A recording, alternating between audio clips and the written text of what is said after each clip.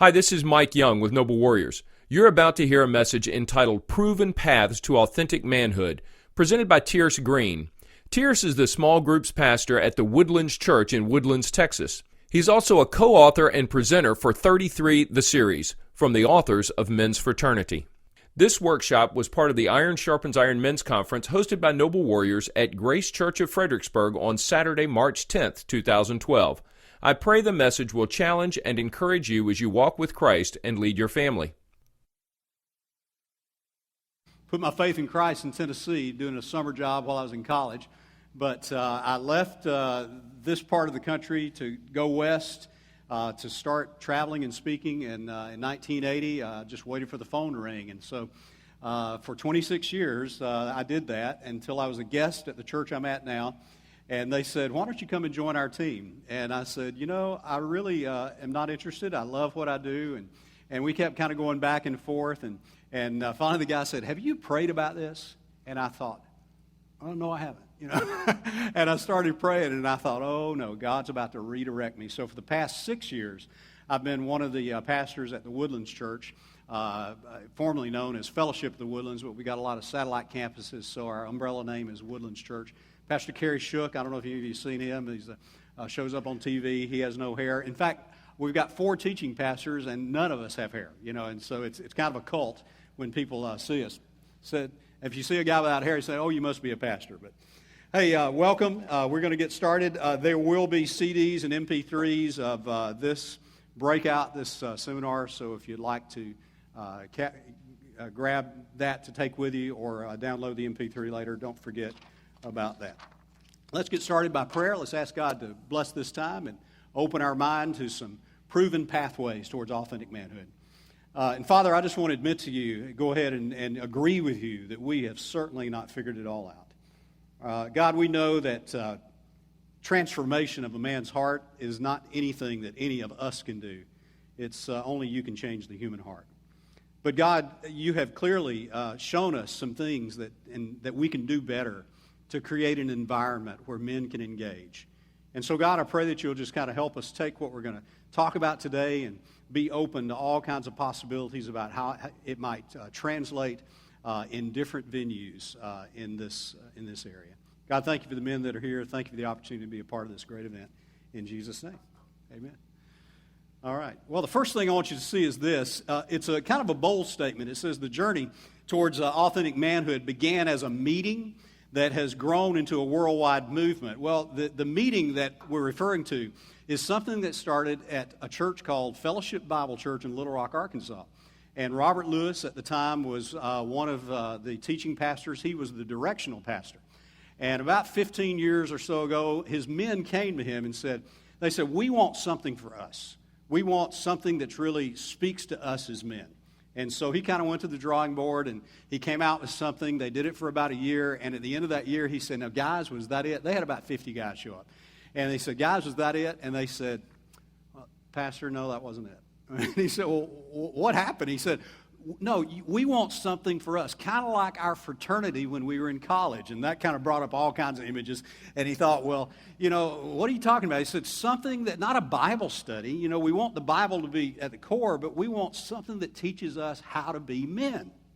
And so he went back to the drawing board. And the next year, he unveiled something called the Quest for Authentic Manhood. And it started like at 6 a.m. in Little Rock, Arkansas. Just on the name alone, they had 300 guys show up.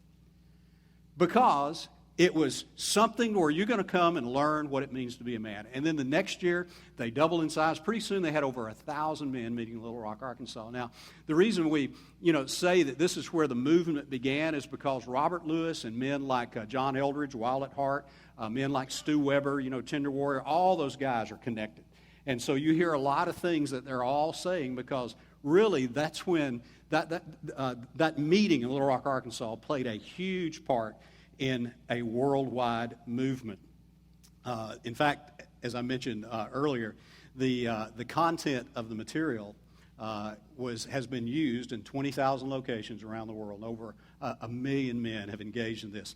Number 2, the goal of authentic manhood is to lead men to live the life of truth and passion and purpose that they were created to live. Not just to go through the motions, not just to get by, but to really come alive. You know what a lot of guys' goal is? A lot of men, their goal is it's kind of like traditional manhood, conventional manhood, to where you kind of, you go to school or you get a job and you just kind of work hard, hopefully that one day you're going to retire, right?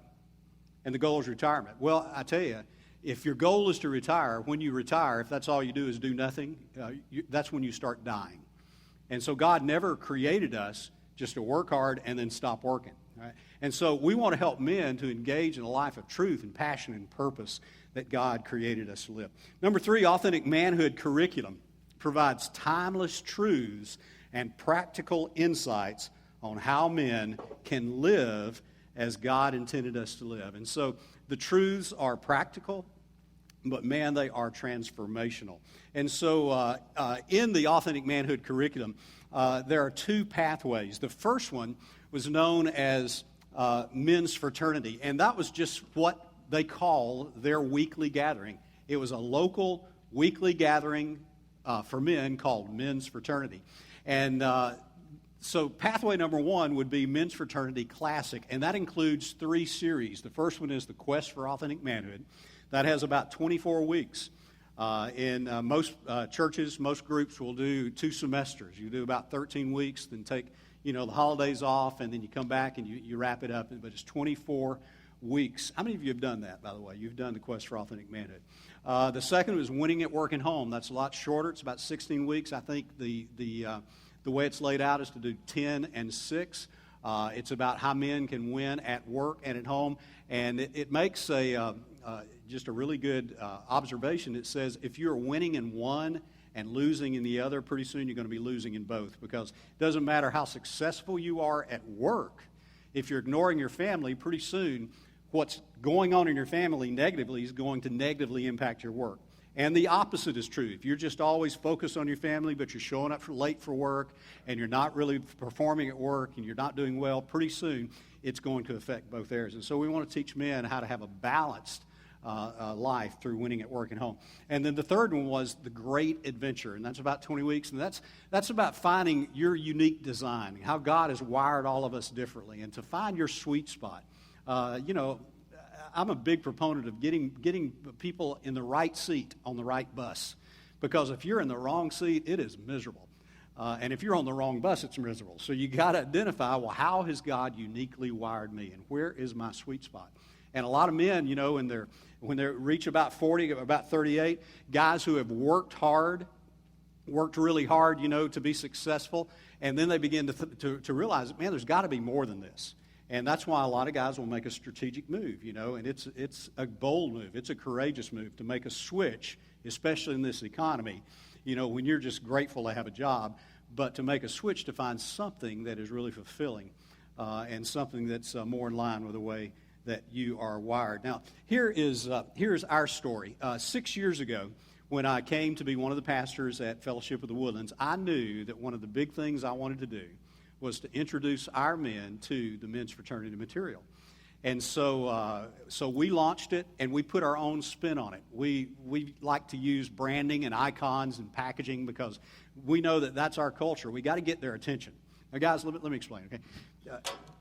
It's not about the packaging, because if the packaging is done well, but you open it up and there's nothing on the inside, it's just real empty and hollow.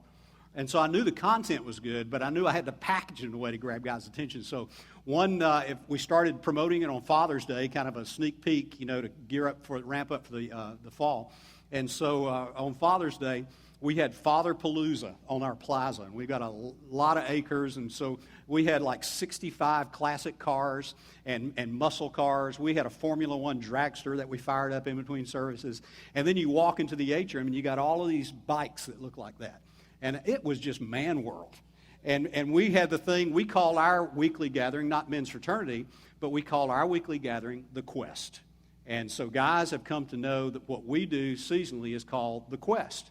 And it's just kind of a thing that says, yeah, boy, that sounds good. And so we used those images. Here's kind of like opening night. We did it on Tuesday night, and we did it on Wednesday morning because of where we are in the Woodlands. We're so far from Houston, we knew we'd lose half the crowd if we only did it Tuesday night or Wednesday morning. I think the best time is to do it early in the morning one time and not give them too many options. But the guys just flooded this room.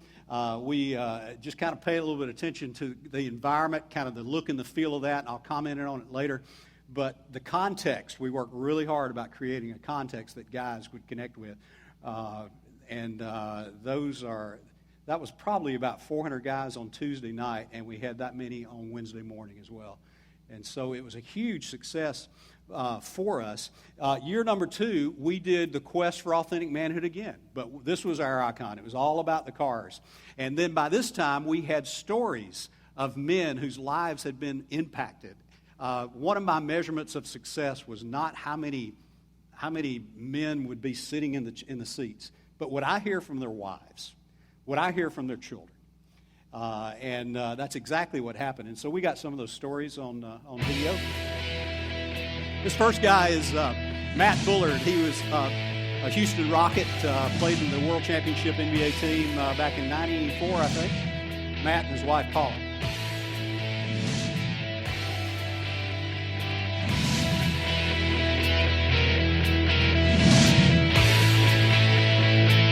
I was handed a card walking into church about the Quest, and I looked at the card and I looked at Paula and I said, I'm doing this. I need to go to this men's group. The great thing about the Quest is it's based on biblical principles. But if you didn't know that, you would just think, this is great information. It doesn't really matter where your relationship's at. If you got a great relationship or you got a terrible relationship, you're going to be able to get something from this and take that relationship to the next level. I learned things about myself, about my family that I never knew. I think this is a class that any guy at any age level or position in his life should take. One of the things the Quest taught me was to look inward at myself. God just blew my expectations out of the water. He gave me the man that he wanted me to have. I've never had a true definition in my life of where I should be, what direction I should go. There's a journey that you go down this road, and sometimes it's a straight and narrow, and sometimes you go into the curves and the hills and the bumps. And with Quest, it gives me a definite direction. It gives me a path to go that taught me how to be a servant leader. I love that because they're using language that we use in the Quest for Authentic Manhood, being a servant leader. Being the leader in the home. Matt Bullard is so funny. He's like huge. And whenever I see Matt, he does this. He goes, high five. And so I have to go, boom, to slap Matt. I could always tell when Matt was there because I'd kind of look. Oh, there he is right there, But, the stories that we heard let us know that we were right on track with our goals. It wasn't an event that was an end unto itself. But, is this putting men on a pathway, a journey towards authentic manhood? The third year, we used Winning at Work and Home. This is some of the promo. This is some more stories that we use for Winning at Work and Home.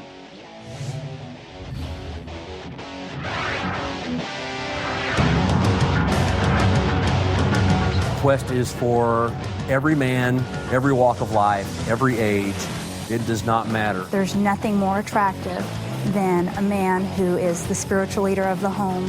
The message of Quest not only got in my mind, but in my heart. Give me a good example of what it means to be a man. I don't feel like I had that before the Quest. It allowed me to really self-evaluate. Some of it is stuff that we don't want to have to look at, but it was presented so well that you kind of came away going, man, I can do this. Quest definitely helped me to just come out of my box and, get out of that isolation mode.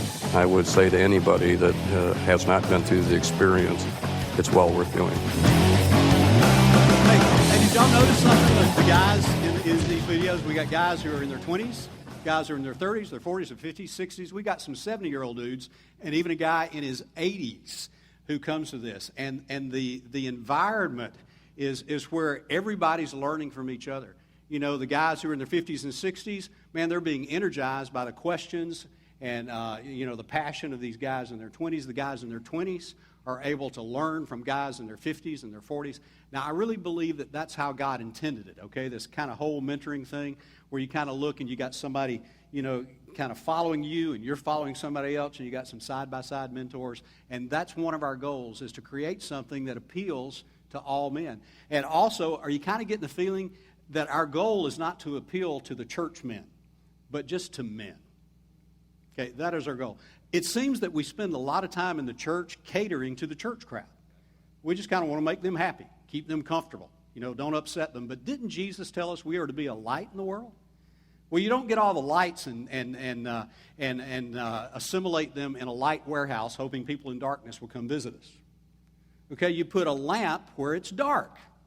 And so we want to enable men to make a difference in the darkness, to get right in the middle of some dark corner of the world without compromise, and to reject passivity, accept responsibility, and lead courageously. And so that's our goal. That's our target. For the Great Adventure, we use, once again, the packaging is good. We kind of had an Indiana Jones theme, and I had whips and hats I gave to the guys. We used this kind of whole thing, this feel for the Great Adventure. And then we took a break because I knew there was something new on the horizon in the men's fraternity world.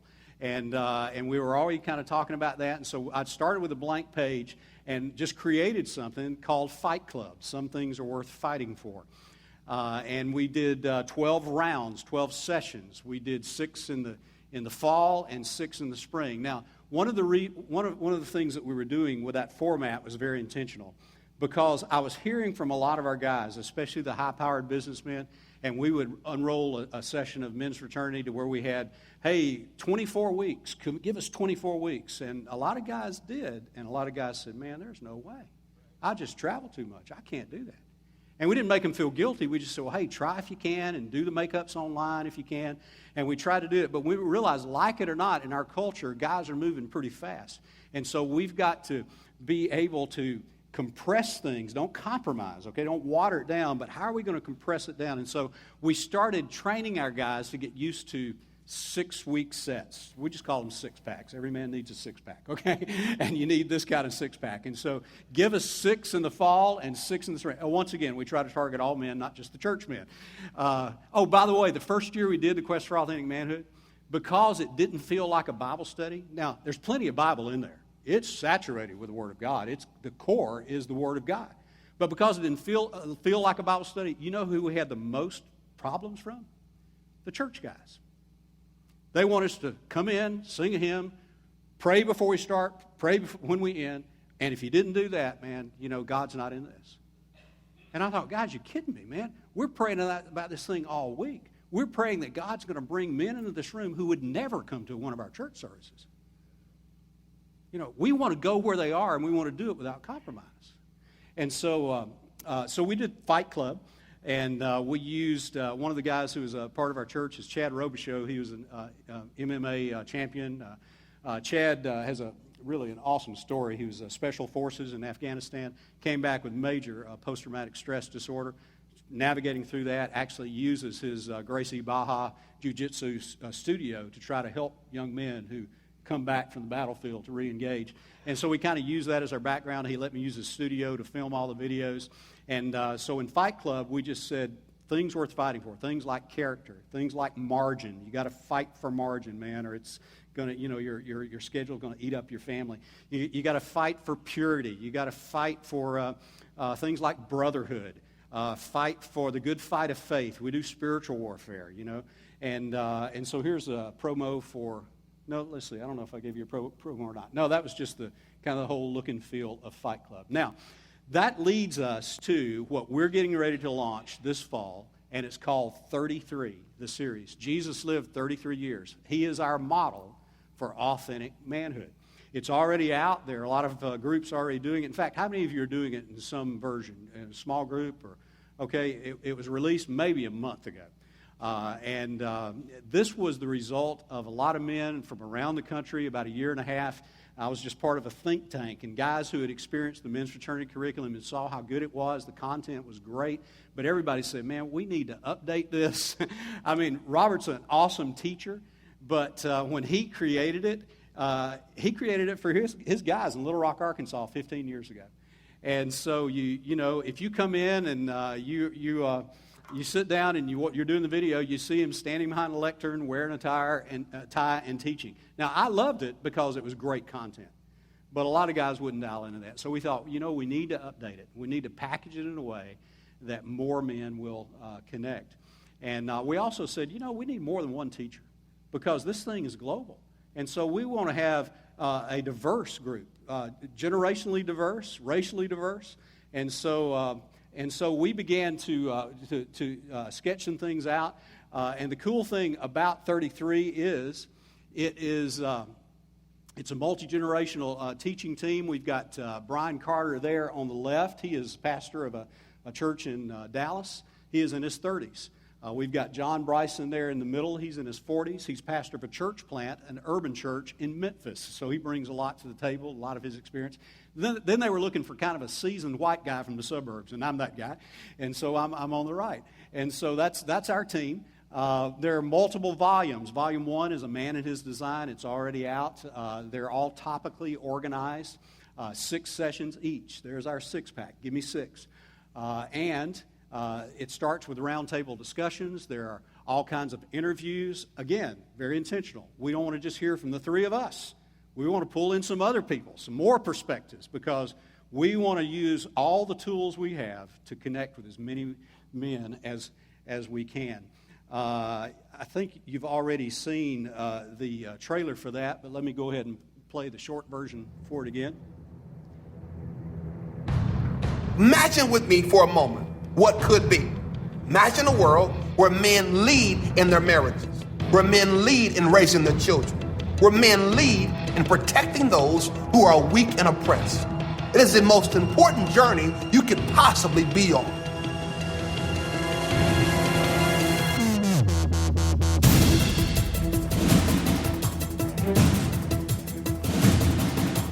Is there anything this world needs more than a bold movement of men to step up and be men? When you look across our own lives, we can see that there's a deficit there. And there's a great need for men to rise up and be the men they've been called to be. We're just not going to pull that out of the air. We're going to look at our model and the 33 years that Jesus lived on this earth.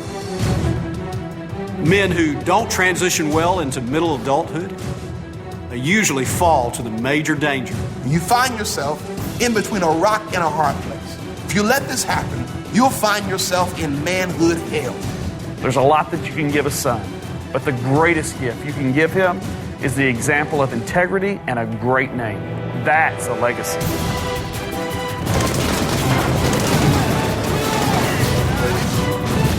Mine eyes have seen the glory of the coming of the Lord. So you're not talking complex ethics here, right? Don't touch that tree. That's not hard. You see, manhood is imprinted. If you get the young men, you win the war. You get the families, the women, the children, the money, the business, you get everything. Imagine a world where men dominate areas of eternal significance. So every session will start with a roundtable discussion. Here's kind of what that looks like. I'll just play a little bit. And we're kind of talking about, okay, what we did in the last session. And hey, here's what we're about to look at in the next session. And you're just kind of getting our perspectives and our thoughts. First time I heard that, I thought, this format, a lot of guys just kind of like to eavesdrop, on the conversation. And then we pitch it to one of us. Okay, here's Brian Carter doing part 1 of the 4 Faces of Manhood, the lover and friend. And this is right straight in the camera. And he's giving you the bulk of the content. And the teaching time with us is only about 22 minutes. But then in between all of the teaching, you're going to have some creative elements, some other interviews, guys like Matt Chandler, guys like Crawford Loritz. And sometimes there'll be just a funny creative element. One of the things that we wanted to do is kind of have some more comic relief. And so we talk about a pretty heavy subject in the first couple of sessions. We talk about how a lot of men are stuck in what's known as prolonged adolescence. That's where a lot of guys, will grow up, they'll go to college, and then they move back in their parents' basement, and then they play video games all day long, And there's nothing wrong with enjoying a good video game unless you're doing it like 8 and 10 hours a day. You know what I'm saying? There are a lot of Peter Pans, guys who never want to grow up. There are a lot of what's known as boys who shave, and the implications of that have terrible collateral damage to our culture and to our families.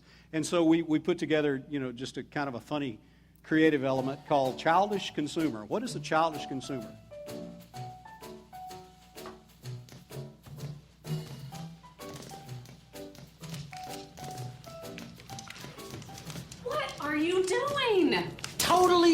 dominating. That's what I'm doing. No, I mean, why aren't you dressed and ready to go? Baby, I'm like a fire tonight. Tim, this may be the single most important night of my life. I've worked years for this award. Headshot! Boom! Ben, go around the back of the building and take out the sentry gun.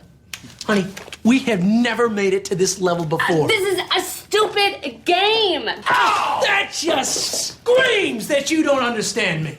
You're right. I don't understand how a grown man could willingly waste hours of his life on a boy's video game. I will have you know that this is a very manly pastime. What are you trying to do? Steal my manhood? Huh? Wait. Are you trying to neuter me? Is that what this is? Some kind of a secret ploy to dominate this home? Well, I won't stand for it. Yeah, it's a ploy to make you less of a man. This is how I express my individuality. Oh, yeah, with the game that sold millions of copies? How many people do you know with the gamer tag T-Rot T-Dog? Fortunately, I don't know morons. And to think, I was going to give you sex tonight. Oh, that's it. I'm leaving. You play your meaningless, stupid video game until your heart's content. I'm going. I'm doing this alone. Hey! If you come back with a better attitude, I may reconsider the sex thing. Hey, Ben, I'm back. Oh, man! You just got me killed! Yeah, so there'll be little things like that thrown in there. There'll be some funny things. There'll be some, very serious things to try to help, give guys yet another opportunity to connect. And you're bouncing back and forth between some really solid principles and some principles that sometimes are very intimidating. It's overwhelming, when you get that. And so it's just a teaching device, comic relief, okay? And it's like, okay, now we got your attention for a little bit longer. And so it's compressed into about 30 minutes. And so we're not trying to be cute or funny or entertaining. We're just trying to communicate. And so if we're smart, if we're wise, as Jesus said, wise as a serpent, if we're wise, then we will use all these tools. In session 2 of A Man and His Design, that's volume 1 of 33, John Bryson does the talk on create and cultivate. And he talks about how God designed all men to create and cultivate. I mean, it starts from Genesis 1. In the beginning, God what? What's he doing? He's creating and he's cultivating. And so God includes us in on creating and cultivating with him. In fact, I think that's what eternity is going to be like. I don't think heaven's this static place. I think John did the best job he could do describing it with, streets of gold and pearly gates and stuff like that. But guys, after a while, you've seen it, been there, done that. I think it's always going to be changing. We're going to be creating and cultivating with God for eternity. But that's another talk. But the talk on creating and cultivate is compelling because there are a lot of men who live life just for themselves. And they acquire a lot of stuff, and they enjoy themselves, but something happens where it's like, man, is this all there is? And so there's a story I want to show you. It's one of my favorite stories. John Kroll played for the University of Alabama when Bear Bryant was coach. I went to University of Alabama the last year Bear Bryant was coach there. And John was a great football player as a college student. And he was being looked at by some NFL teams. But he had just a strategic moment in his life when he went in another direction to create and cultivate. In the South, college football is a sacred tradition. John Croyle experienced that tradition firsthand as an All-American defensive end at the University of Alabama, a key performer on legendary Coach Bear Bryant's 1973 national championship team. In high school, I made All-American in football and basketball. And Coach Bryant and other coaches would come to the house and we'd visit and talk and everything, but I had no idea where I wanted to go. But I remember meeting him when I was 15. And he just had this gift of finding already motivated people and steering them the way he wanted them to go. John had the talent and opportunity to play professionally, but an off-the-field experience permanently changed the course of his life. I was 19 years old, and I was playing at Alabama, and it was the summer, and I was working at this camp in Mississippi. And I was just an old counselor in one of the cabins. And I met a little boy from the streets in Orange whose mother was a prostitute, and he was the banker and the timekeeper for his mom. He would literally knock on the door and say, "Mama, I got the money, here's a receipt." And the man would go and be with his mom. And I told that little boy how he could become a Christian. He came back the following year and told me word for word what I'd shared with him summer before. I realized I've been given a gift. Not sure what to do next, John visited with his coach to discuss the future. I wanted to go play with the best in the world. And I went to see Coach Bryant, and I said, "Coach Bryant, I want to get the money from pro football, and I want to start this home for kids." I had been telling him about this ranch from the time I was 19 years old. And he just looked at me, and typical of him, he said, "Don't play pro ball unless you're willing to marry it. Go build that ranch you've been talking about." That's it. I walked out and never looked back. So John exchanged one dream for a new one, the Big Oak Ranch. Since 1974, John and his wife T have cultivated a loving, nurturing environment for children needing a chance. We have eight houses that have kids in them, living in them right now, and there's a couple in each house. We call them house parents, mom and pop. Here's our high school boys in junior high and high school. We brag on them on Friday nights, and we got JV games on Tuesday nights, and I better be there. And they'll literally come get water, and they'll take the thing and they'll squirt water. And I see them look in the stands, and they'll give me the little heads up because they know I'm there. I gotta be. That's what dads do. Your parents or your family can't provide the things you need. The ranch is there for you, and they'll teach you how to become a man, and will take care of you on up into adulthood. Every child that's ever lived here with us, including the 5-year-old last week to the very first one, they've all heard the same 4 promises. I love you. I will never lie to you. I'll stick with you till you're grown, and there's boundaries, don't cross them. As parents, as fathers, if we give our children emotional support, truth, security, and discipline, you'll raise a thoroughbred every time. Big Oak Ranch sits on 143 breathtaking acres, a haven for animals, games, and fishing. A child's utopia. Only most of these kids traveled through hell to get here. Had one boy dipped in hot grease and waist down and burned. I met a little girl that was raped by her father while her mother held her down. I met a little girl, 18 months old. Her daddy brought in friends, and 5 men raped this 18-month-old little baby. I have seen the depravity of what adults can do to children. If you're just a kid and someone says, "We built this for you," you can never achieve anything until you believe in yourself. So we have to start at the ground level. You're not a piece of garbage. You're not somebody's leftover human that they got tired of. You are a creature that God created, and He has a future and a hope and a plan for you. Over the years, more than 1,900 children ages 5 to 18, many abused, neglected, or abandoned, have been dropped at the doorstep of Big Oak Ranch. Each year, more than 100 kids live at the ranch, with dozens more graduating high school and leaving for college. He's a junior at UAB. That boy went in the Navy this past year. We have learned a truth. Rules without relationship equals rebellion. Sometimes what we do is we focus on the rebellion, we focus on the rules instead of focus on the relationship. So what we've done for many, many, many years is every Tuesday morning at 7 o'clock, I have breakfast with all the high school boys, and we talk about authentic manhood. And then at 7:30, all the high school girls come in. We talk to them about choosing wisely and who they date, and eventually who they marry, and who's going to be the father of their children. Dear God, thank you for these beautiful young ladies. And thank you for their future lion.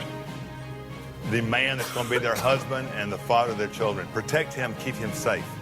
Make him into a great man as we try to make them into great men. Been able to see a whole lot of things, and there's been a lot of fruit. There's been a lot of mistakes.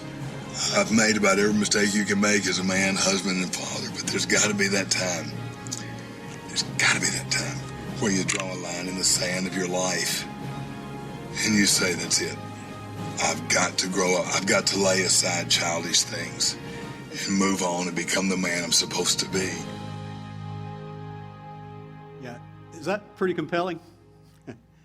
Yeah, I'm so excited about our men, our 20-year-old men, our 30-somethings, seeing that at that season of their life so they can go ahead and get on that pathway rather than wasting a whole lot of time. Just about every man every older man that's been through our years of what we call the quest has said to me, man, I wish I had learned this in my 20s, because they have a lot of regrets. They're just thinking, why did it take me so long to figure this out? And I said, well, that was then, this is now. You didn't know it then, but you know it now. What are you going to do now? Starting now, what are you going to do? And so with 33, we just want to use every possible creative mean to take these great truths and serve it to them in a way that we hope will connect. The volumes planned for 33R, Volume 1 is A Man and His Design. That's available now. A Man and His Story should be available this summer, probably July. And then we'll start shooting and working on A Man and His Traps. Oh, by the way, A Man and His Story, if you've done Quest for Authentic Manhood, that's where we talk about the wounds. We start unpacking the suitcase. One of the strategic moves we made in this, it was kind of one of those aha moments to where one of the guys who had been through all the men's fraternity stuff, he said, it just takes so long for us to get to the definition of manhood. And once again, when Robert created it, he was really trying to fill up an entire year for his men. And so, he kind of stretched it out, and it's good, to stretch it out and process it, and I still subscribe to that a lot. There's a lot of value in processing it. But one of the guys he said, don't you think that guys will need, before they start looking at the wounds of their life, before we start saying you need to deal with your past because it's affecting who you are now and who you'll be in the future, don't you think before we do that, they need to know what the definition of manhood is? Because if they identify some father wound, some father who wasn't there, some absent father, he's going to have to learn how to accept responsibility even though his daddy didn't. And if he's got this overly bonded with mother thing happening, boy, he's going to have to learn what it means to reject passivity to deal with that one. And so it's like, yes. So in A Man and His Design, we give you the definition of manhood, and then when we go to Volume 2, A Man and His Story, it's like, now everything you've learned about A Man and His Design, let's apply it to A Man and His Traps. Volume 4 will be A Man and His Marriage. That's where some of the winning at work and home stuff comes in, as well as A Man and His Work. And then finally, A Man and His Family, a lot of the fathers and sons, fathers and daughters, legacy things. There are 3 delivery systems. There is the DVD curriculum. There's some out in a couple of display areas you can check out. This is a sample of the book, but there's the DVD curriculum. That's traditional. You can use that for a weekly gathering, a meeting where a lot of men come and gather and look at a TV or look at a projector, and that will work. But also, you can download from the website. And every man can own these things, not just go to the website and view it, but actually download it and own it. And so it's a lot more portable. There will be mobile apps that will incorporate the workbook as well as the videos. And so any man, anytime, anywhere can be going through this and then maybe gather at some coffee shop and process it together. And so it's very portable, and I'm excited about that because it speaks to a lot of guys who are very busy. But it meets them where they are. And so actually what we're doing is we're having kind of online community groups. We've got a social networking system in our church. And so every guy who signs up to do it with downloading it or mobile apps will be connected in an online community. And so whether one guy may be in Chicago, another guy in L.A., another guy in D.C., they can process it together. We have a conference call number set up. And so a lot of these guys will watch it anytime, anywhere. And then at 8:30 Central Time, wherever they are, they call the conference deal. And they say, hey, man, what do you think about this? And they kind of go through their workbook together. And so we're just giving them a lot of solutions. 4 keys to the success of this authentic manhood curriculum. First of all, the content is king. The content of the material, I believe, is some of the best in the world. It is, and that's what's driven it for so long. Even in its form, even when the format, just watching a guy teach behind a lectern, got a little old, man, people just kept acquiring it because the content was so good. And one of the 3 things that make it so good, it's biblical, but it's not just a Bible study. Now, if you just want to reach the men in your church, just keep having Bible studies, and you'll have a handful show up. But if you want to reach the guys who just are not engaging, meet them where they are and have that biblical core, but present it in a way that's practical and gives them an action plan. and makes it real for them. And so it's biblical, but it's not just a Bible study. It is very practical. It gives you just breaks it down and makes it's not theological, it's practical. But more than that, it is transformational. When we first started having our meetings 6 years ago at our church to talk about doing this event called The Quest, using this material called Men's Fraternity, we said, now, how are we going to define success? Because we know we can use our marketing savvy, our skills, to get a whole lot of people in the room. We're just good at that, you know. But is that going to be success if we have 1,000 men coming to this? And I said, no, not for me.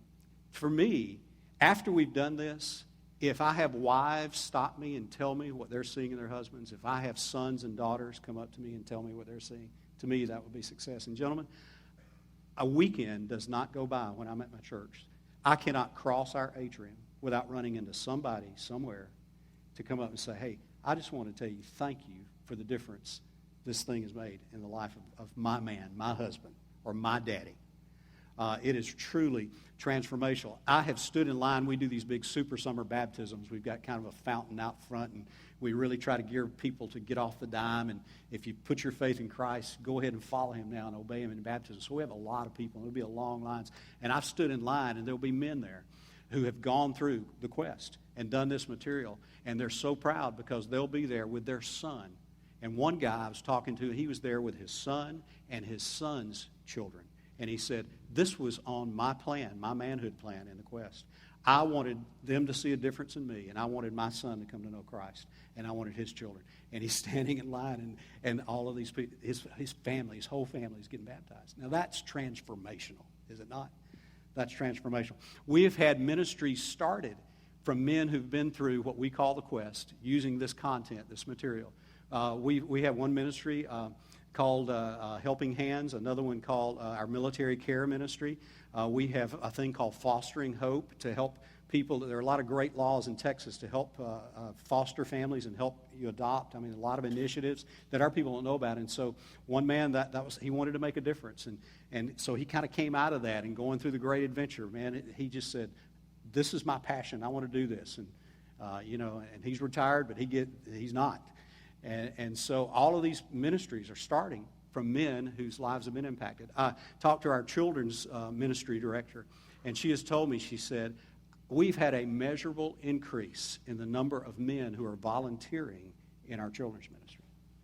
Because most of the time it's women. Hey, guys, let's face it, sad but true. If the women left the church, a lot of churches would have to close their door. But you guys are making a difference. You know, you're doing something about it, right? And we want more guys to do something about it. And so I just kind of talk to these men. I say, look, about half of the children in America grow up with an absent father. He's either gone because of divorce or death, or he is emotionally disengaged. Now, who's going to mentor them? Volunteer. At least for a few hours on a weekend, you can make an impact. And so we're able to measure that, and we've seen a dramatic increase in all of these things. And so it is transformational. Number two, the context of the experience. And I want to kind of talk about some of the things we've learned about this. You need to create a safe environment. If you're going to have a weekly gathering, don't make it like every other church service, unless you just want to reach the church guys. But if you really want to reach men who may not be interested in your church, as good as it may be, but they may not be interested. In fact, let me say this about our church. Our church was founded 18 years ago with the intention of reaching the non-church crowd. To really help people experience Christ. This is our vision statement. Help people experience Christ rather than man's version of religion, to grow strong in Christ and take the Christ experience to the world. And so we started with a blank page 18 years ago. And everything we do is very intentional. We want to reach those people who are either turned off to church or never been to church. And it's amazing how God honors that. And the people that cross our campus, it's just truly remarkable. Well, if your vision is to reach men through whatever men's thing you do, don't make it like church. But make it an environment that's safe. Don't make it, create an environment where they're going to need an interpreter to understand what you're talking about. Make it man world. Make it a man cave, okay, without compromise. We're not talking about going to the other extreme where you're compromising and watering down truth, but make it the kind of place where they walk in and they feel safe. Several things we do is this. If you saw that kind of pan of our opening night, we have music pumping. It is on the verge of being too loud. But that's intentional. Because when men walk in, we want them talking a little bit louder, okay? We want them talking a little bit and engaging, okay? And we choose songs. And I know that really speak to men in their 20s, 30s, 40s, 50s, 60s. I put the mix together. I've got other guys who put the mix together. And so you've got songs that are radio songs, just songs from the radio that guys are connected with. Songs they hear from the radio, not worship music. Now, if you think that's a compromise, I want to challenge you to think again. I don't choose songs that would be a compromise. I choose songs with good messages, but songs that are recognizable. And so you may have a song that, from John Mayer or Kings of Leon or Coldplay, and then you may have something from the 60s or something from the, 90s or yesterday. And so guys are engaging and the energy's pumping. And then we have clips from Sports Center playing. No sound, just clips on 3 big screens. So what does that feel like when you walk in? Can anybody give me what does it feel like? Kind of feels like a sports bar. It does, without the Hooter girls and without the alcohol, okay? But you walk in, the energy's going, man, they see these. You know what? A guy who's not a church guy walks in and he goes, I'm home. And man, he just relaxes. And then all of my other core guys that have been praying and preparing, they're trained just to pay attention. They don't come up and go, hey, brother, how you doing? They don't do that. There's nothing wrong with calling you brother. I love that. You are my brother. We are brothers in Christ. But these guys who don't know Christ, they don't know what that means. And I don't want to take a chance of them shutting down and not hearing the message. Because you see, if I'm the stronger brother, if you're the stronger brother, you'll be willing to make adjustments for the weaker ones. Right? And so we work very hard. Hey, if you've ever been on a mission trip, you do the same kind of stuff. You learn the culture, you learn the language. Why? Because you want to communicate the gospel to these people. Well, America is a mission field. Study the culture, learn the language, and communicate in a way without compromise. And so we create a safe environment, and we have a whole lot of fun with it. The context of the experience is a place that is encouraging and it is challenging. Men need cheerleaders. We need to be cheered on, and it's a place where we encourage guys. In our small groups, we train our guys that say, hey, look, don't reteach the session. It's already been taught. Don't dominate the discussion, and be sure every man has a chance to talk if he wants to. And so it's this challenging and encouraging environment. And a guy finally will begin to open up and say, man, I'm really struggling with this thing. Boy, what he said sounds good, but it just won't work for me. And you got other guys saying, yeah, you can do this, and here's how. Boy, I struggle with the same thing, and here's how. It's very encouraging. It's very challenging. And also, the material is very versatile because it's not limited to just a weekly gathering, an event in a church. Because of all of the different delivery systems, man, you can do it anytime, anywhere. So that is a major key to the success of the material. Number 3, the connections that are made through the experience. We want to create an environment where life change can really happen. It connects men with Scripture. It's presented in a way that's not a Bible study, but the Scriptures are all through it. And a lot of men will connect with Scripture for the first time in their life. It also connects them with the gospel. And we work real hard to explain what that means. I've had a lot of men who have gone through Quest who have put their faith in Christ. It didn't happen the first day or the second day. Sometimes it didn't even happen when the season was over. It happened maybe a year later. But it started when they were connected with the Scriptures and they were introduced to the gospel. And then our other men just paid attention and they kind of guided them on that pathway toward following Jesus. And it connects them with other men. This is one of the things that a lot of guys really love. They realize they're not alone. Man, I am not alone in some of my frustrations. I'm not alone in some of my fears, some of my failures. There are other guys like me. I'm not the Lone Ranger. And it connects them with other men. There have been a lot of lifetime relationships that have started in these environments. Number 4, it gives us the challenge to impact other men. We're going to challenge them to master the material, to get really good at it, and to realize that, when we say master, you're still a work in progress. There's always something to learn. If you go through 6 weeks, that doesn't mean you've arrived. Don't check that off your list, but keep mastering the material and model the material, because men need to see other men doing this. They just don't need to hear their pastor teaching it. They need to see other men just like them doing this. And then we challenge them to mentor others. And with the new formats, the new delivery systems for 33 and even Men's Fraternity Classic, You can download the sessions. They're yours for life, and you just start paying attention. And you start seeing through your circles of friends, and as God crosses your path with other people, and you're praying and say, God, show me some men that could be a good candidate to do this. And you may have 3 buddies, and you say, hey, let's do 6 weeks together. Let's learn what it means to be real men. And so we want to challenge men to step up and begin to mentor and multiply the impact. Now, all of that kind of speaks to 5 things every man needs. I believe that men need a safe place where they know someone understands them and they're not alone. And that context, that environment, if you work at it, and once again, be prepared for some church people to really give you a fits over this, okay? They've got to understand what you're doing and why you're doing it. Remind them we're trying to be a light in the world. But create a safe place. Men need that. Number 2, men need a compelling vision of biblical manhood that they can grasp. If you ask a lot of men on the street, what does it mean to be a man? What are they going to say? Well, when you have your first beer, or when you shoot your first deer, or when you have sex. No, they need a compelling biblical vision of manhood. And so we do that. It's crystal clear. A lot of guys have it. We did the keychain thing, and they've got the definition on their key ring. Every time I start my car, I'm reminded I need to reject passivity, accept responsibility, lead courageously. And we've tweaked the last one. We say the last one is invest eternally. And so every time I see that, I'll be in the mall or I'll be somewhere, and there'll be some guy who's been through some year of the quest, and he'll hold up his key ring. And I won't know him, but I'll hold up mine. And it's just kind of like this underground thing we got going on, But it's just a cool reminder. And men need that compelling vision. Men need time with other men to encourage them and to help them process their manhood. Some time, whether it's in a weekly gathering or whether you help them see that, hey, don't try to do this alone. As good as this is and as accessible as it is, big mistake if you try to be the Lone Ranger in this. You need accountability. You need someone to look you in the face and say, how's it going? And so when you create those pockets of time for them and guide them in this, I'll say, hey, we've got guys that meet at Starbucks, every Wednesday at blah, blah, blah. They can't come to our meetings because of their schedule, but hey, here's what they're doing. We've got guys who are doing the conference call thing, and create pockets of time for them to process and encourage one another. Men need practical how-tos that they can use and taste success with. That's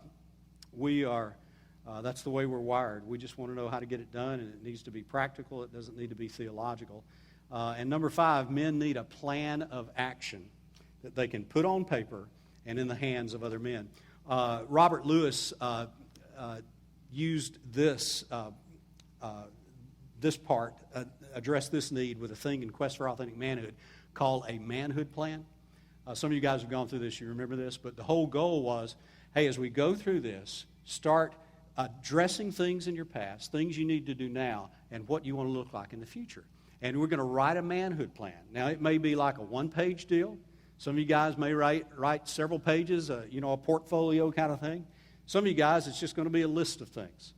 And so the first year we did this, some of our guys were all over it. Man, they loved it. They were used to doing those kind of presentations and reports, but some guys were struggling.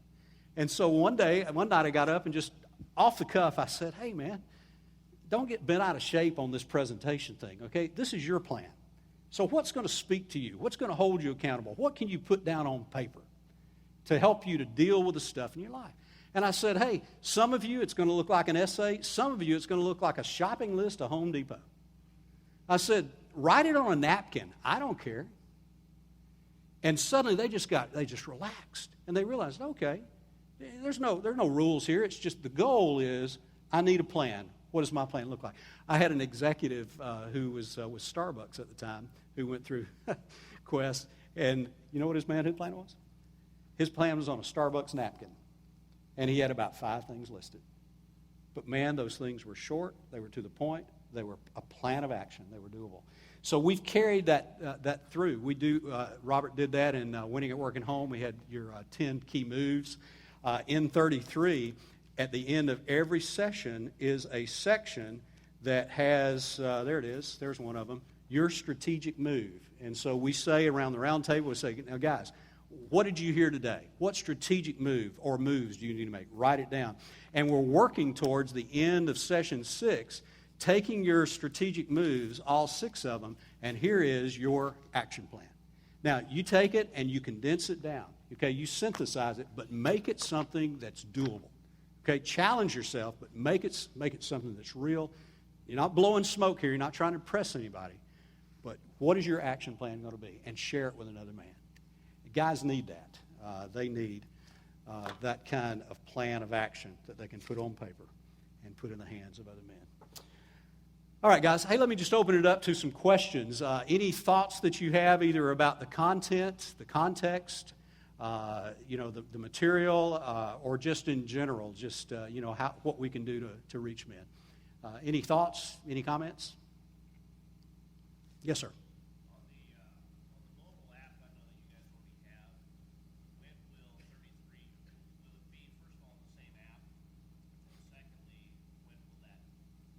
Yeah. It is only for men's fraternity. They're working on that now.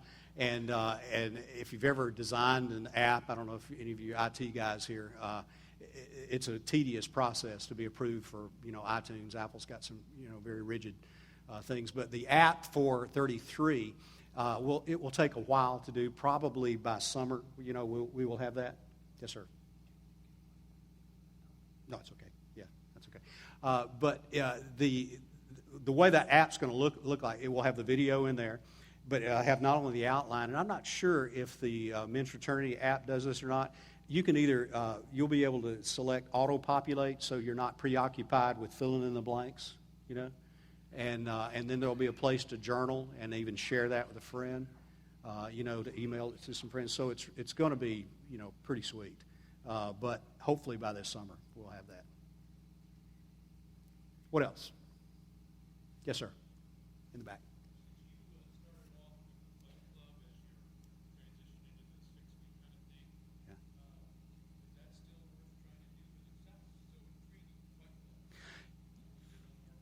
Yeah,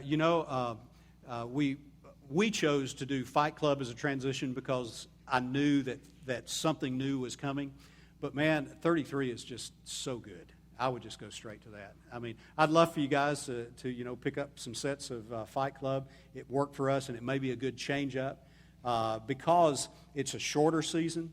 Here's what I'm hearing from a lot of guys. They're saying, yeah, we're going to do 33, but in the meantime, we're going to give guys an option to do this. And so, take a look at it and check. But I would say, no, the good stuff is there. Go for that and use that. Fight Club's good. I mean, I designed it, I wrote it, I taught it, but man, 33 is awesome. Yeah. What else? Yes, sir. I find in the 21st century that men in their late 40s and 50s are beginning to, and our Christian and the whole positions in church are beginning to separate, have divorce from your spouses. Mm-hmm. Now, being that said, I know with me it was kind of hard for me to be able to be, I would say, set an example more so with my children and with the family because I'm not there anymore. And it's beginning to make me feel less than a man because I'm not there over my family, and this is one of the obstacles and challenges that I'm facing now. And it's like I interact with my children, but being that I am separated and going through a divorce, I don't know. I just feel uncomfortable by being around the mate. So I'm struggling with that, with that era right now because I am a minister. And, I know that my children need me more, but I'm finding it hard to be that example, to be more of a father for my children now and not being there. Yeah. And about half of the men that I speak to have been divorced. They're and that's a big struggle for them. They say, man, I want to be a leader for my son, but I see him every other weekend or once a month or something. How do I do that? And so you have to kind of meet them where they are and say, you're going to have to make the most of your time, and you're going to have to assume responsibility for you because you can't assume responsibility for his stepdad or for his biological mom. So you're going to have to do whatever you can in those times and really, really focus on those times and make them the best possible. And then, there are other ways, even when you're not physically present, to be able to connect with them. I do have a lot of fathers who don't see their children very often at all, but the men who have sons who are like 17, 18, they have actually said, hey, let's do this Quest stuff we did together. And so they'll watch it online. We have a way to do that, or they'll send them a set of DVDs, and they'll just talk, once a week and say, what did you think? And so, you have to step back and say that the traditional thing is not there. God, we know the scriptures, about divorce, and we know that that's not God's plan. But we believe in restoration, we believe in healing, we believe in grace and forgiveness. And that's part of dealing with that past and say, okay, I wish I'd known it then, but I didn't.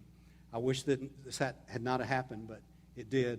God, thank you so much for your grace. Now help me to figure out what to do. And maximize the time that you do have. A very unusual story. I had a guy who was divorced, and he has two teenage boys, and his wife remarried. Now this guy has just remarried. But the way it turned out, this guy was going through Quest, and the new stepdad was going through Quest. And they just began to work together. It was the most bizarre thing I'd ever seen. And I thought, God, you're much bigger than I ever imagined. And they actually took their sons through a little manhood journey. They kind of did a 6-week thing. There was a product that Robert Lifeway did called Becoming a Man. I don't know if it's available now. But yeah. I'm sorry, I didn't mean to cut you off, but in the beginning, I took some courses on support care system for divorced men. I wanted to begin to start open exactly what you're talking about, to start a men's group. I didn't want to do it in church because I didn't want people to feel intimidated. Right, yeah. But I wanted to do something like this for men to come together and have a different setting. Mm-hmm. I wanted to be comfortable. Man, yeah, absolutely. And what you just said, to realize their history, what they've been through, and a lot of times you got that scarlet D. And a lot of churches, boy, you walk in and, they talk about grace, but that's a tough one for a lot of churches. And so you're thinking, well, how can we reach them? Well, hey, let's have it somewhere else. Let's do it somewhere else. Let's pick some venue somewhere that's not a church venue and do it. To me, I think that's awesome. And in fact, I would like to do that kind of thing, to have something at some,